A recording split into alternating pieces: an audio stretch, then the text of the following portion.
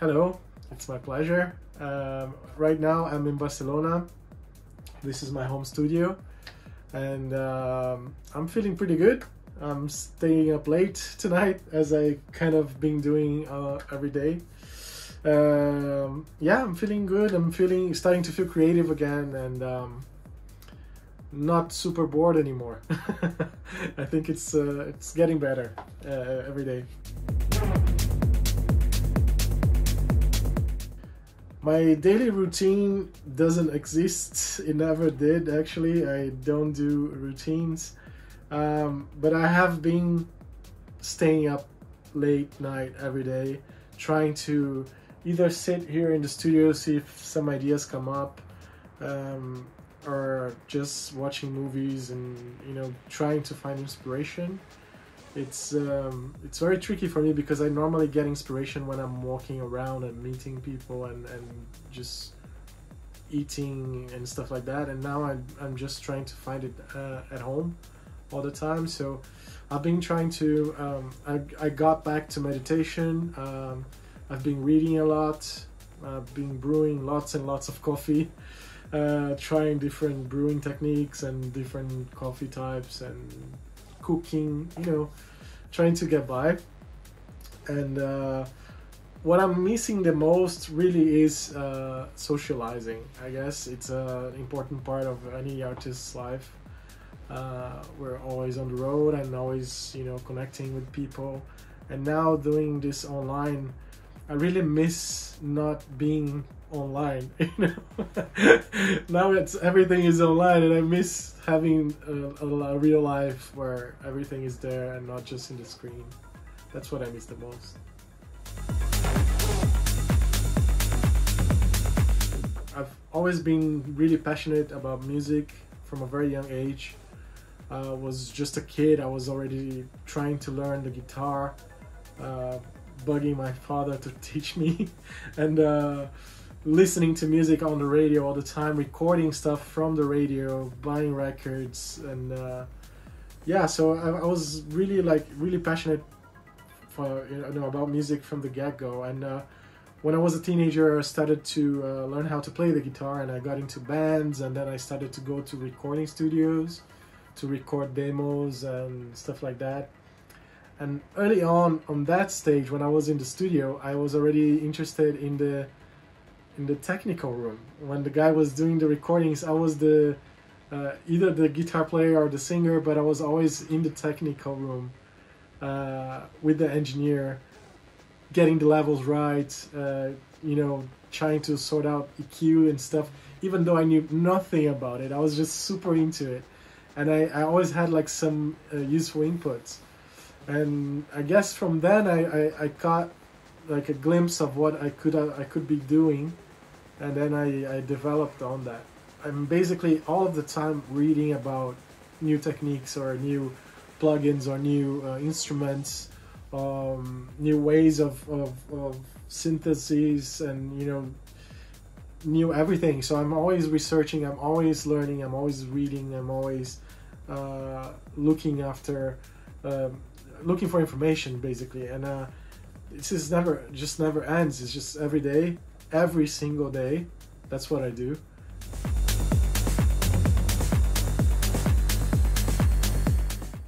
Honestly, I've been through many stages in my career. I was very much relying on those influences when I started making music. I guess it's natural for a beginner to try to copy his references. And when I realized that I just couldn't do that because I also had a very limited setup, then I decided that I should start making my own thing and try to develop a sort of style of my own. You start looking to what other people are doing, and then what works, what doesn't work, and stuff like that, and you get involved into the business aspect of the whole thing. And then it kind of damages, I guess, the purity of what really touches you in a fundamental level, not on the surface, not on the business end, but what really does touch you musically. So that's what really changed from the beginning. when I started to go back to those influences, to the stuff that I used to listen back then, that really touched me, then I started to find some analog counterparts to what was going on back then. If you look deep enough, nothing really changes. It's just about new techniques and you know, better technology, so you get better sound. But I guess musically speaking, what really does touch me didn't change at all.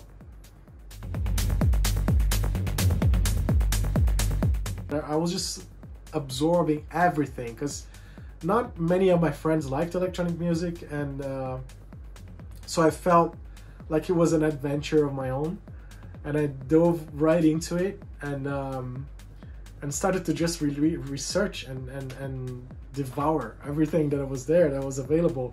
I was really trying to learn and understand. Right away I was really drawn to stuff that was super weird, like Aphex Twin, for example, or Autocur, or you know, like warp stuff, brain dance, you know, this kind of stuff in the 90s. Or oh yeah, I got Orbital here, the usual suspects like Chemical Brothers or Underworld or Crystal Method. You know, these guys that were they were kind of they broke into the mainstream at that time.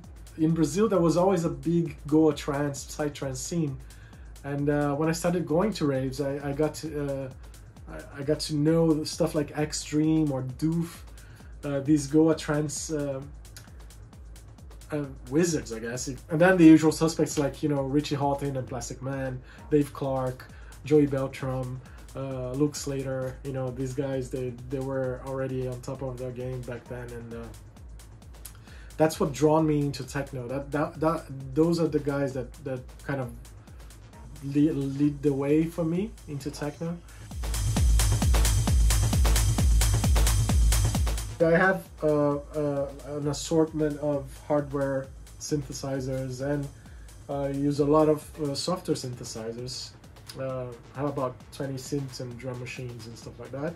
I approach each song, each idea differently. Sometimes I come in with a really clear idea of a melody or something that I want to put in. So I just come and I record something quickly, either even sometimes using the keyboard on the computer, and then, or sometimes I just come and jam with the modular for hours and record all of that stuff, and maybe cut some of the pieces from the performance that was more interesting, and then use it in the composition. Or then I'll just play around with any of the synths. It's about the feeling, you know, it's about the level of inspiration, you know. Sometimes it's just about tweaking sounds, and that little weird one quick sound that comes up might, you know, just trigger an idea that will lead into a big track, you know. Sometimes even switch digital workstations. I either work on Logic or Ableton. Sometimes I start on one and finish on the other. I normally finish on Logic, but when I start, it depends. So I just sometimes force myself into starting something in a different DAW, just so that I don't have any limitations, so that I'm not limited by the creativity that the software allows me. What I used in my latest project was basically every single one of the things I have. It's like asking a mother, what's your favorite son? Because I mean, the whole album was created as a whole, really.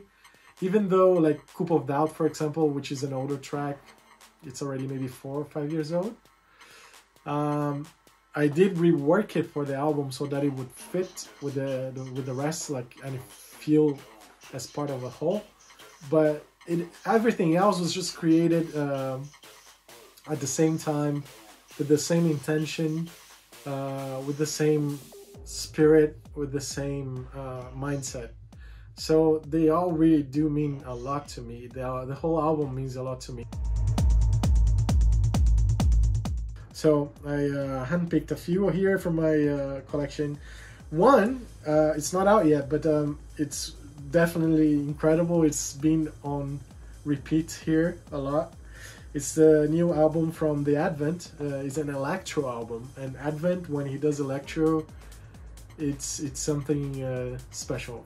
I've always been into his stuff for many years, and especially the electro stuff is always great. And it's called Life Cycles, and it's gonna come out in May. EPs, I have this one from Slam and Shadow and Obscure Shape, a duo that I really like, from Germany, and I guess one of them is Brazilian. And Slam, obviously everybody knows Slam. So they made a really big record called Oblique Strategies on Soma, and I play all 3 tracks every time I can here at home now, because I'm not playing out as much as I would like, or at all. But yeah, so that's a big record, really big techno record. And then also the new Lux Later on Osgood is called, let me see if I can get this right, Berghain Fumsehen. I hope that's good. It's a classic Lux Later style, you know, trippy, loopy, perfect production. Just takes you to a different dimension. Like, everything he does is mind-blowing. I think I would just be really thankful that it is over, that I will be okay, that everybody I know will be okay, and that we overcame this together, and then hopefully we will be better and get, you know, that this shows how unprepared we all are for something of this magnitude, and it feels like it was just a test, and I guess we passed it, and we will pass it, and it will be great, and I'll just be thankful. So the first thing I will do is just say thanks for being here and for being able to go through this and not lose it. So that's about it. Thank you so much for having me, and I hope to see you around back in London very soon. Cheers.